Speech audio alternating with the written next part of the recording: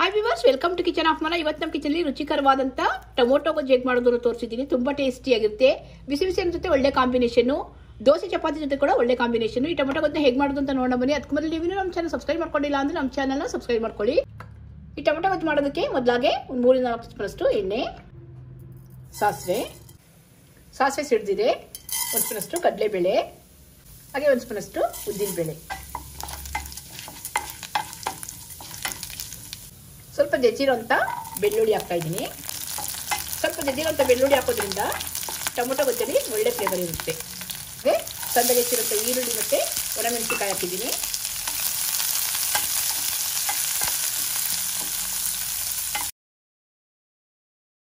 ಸ್ವಲ್ಪ ಕರಿಬೇವು ಕೂಡ ಸೇರಿಸಿದ್ದೀನಿ.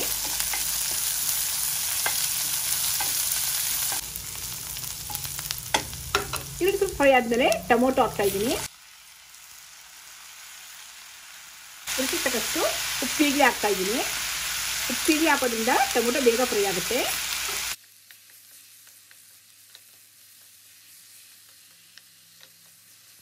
ಟೊಮೊಟೊ ಚೆನ್ನಾಗಿ ಸಾಫ್ಟ್ ಆಗಬೇಕು, ಅಲ್ಲಿವರೆಗೂ ಮುಚ್ಚಿಟ್ಟು ಬೇಯಿಸ್ಕೊಳ್ಬೇಕು 1-2-3 ನಿಮಿಷಕ್ಕಲ್ಲ.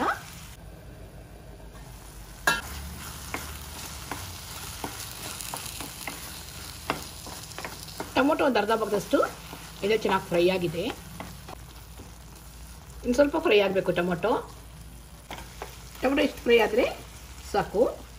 ಈ ಟೊಮೊಟೊ ಗೊಜ್ಜಿಗೆ ಬೇಳೆ ಸಾಂಬಾರು ಪುಡಿ ಆದರೂ ಕೂಡ ಹಾಕೊಳ್ಬೋದು, ಅಥವಾ ಅಚ್ಕಾರದ ಪುಡಿ ಆದರೂ ಹಾಕೊಳ್ಬೋದು. ಅಚ್ಕಾರದ ಪುಡಿ ಹಾಕಿದ್ರೆ ಟೇಸ್ಟ್ ಚೆನ್ನಾಗಿರುತ್ತೆ. ಬೇಳೆ ಸಾರು ಪುಡಿ ಹಾಕಿದ್ರೆ ಸ್ವಲ್ಪ ಸಾಂಬಾರು ಟೇಸ್ಟ್ ಬರುತ್ತೆ. ಹಾಗಾಗಿ ನಾನು ಅಚ್ಕಾರದ ಪುಡಿ ಹಾಕಿದ್ದೀನಿ 1-2 ಸ್ಪೂನಷ್ಟು. ಅಚ್ಕಾರದ ಪುಡಿ ಹಾಕಿದ್ಮೇಲೆ ಕೂಡ ಚೆನ್ನಾಗಿ ಫ್ರೈ ಮಾಡ್ಕೊಳ್ಬೇಕು. ಲೋ ಫ್ಲೇಮಲ್ಲಿ ಇಟ್ಕೊಂಡು ಚೆನ್ನಾಗಿ ಫ್ರೈ ಮಾಡಿಕೊಂಡ್ರೆ ಅಚ್ಕಾರದ ಪುಡಿಲಿರೋಂಥ ಹಸಿ ವಾಸನೆ ಎಲ್ಲ ಹೋಗುತ್ತೆ.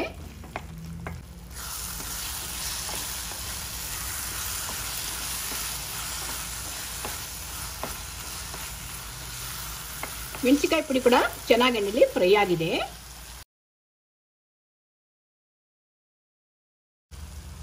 ಸ್ವಲ್ಪ ಹಸಿ ತೆಂಗಿನ ತುರಿ, ಕೊತ್ತಂಬರಿ ಸೊಪ್ಪು ಹಾಕಿದ್ದೀನಿ, ಒಣ ಕೊತ್ತಂಬರಿ ಸೊಪ್ಪು.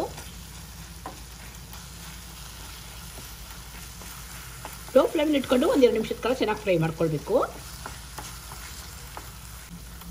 ನಾನು ಸ್ವಲ್ಪ ಕೂಡ ನೀರು ಹಾಕಿಲ್ಲ, ಟೊಮೊಟೊದಲ್ಲಿ ಅಂತ ನೀರಲ್ಲೇ ಚೆನ್ನಾಗಿ ಫ್ರೈ ಆಗಿದೆ ಎಲ್ಲ.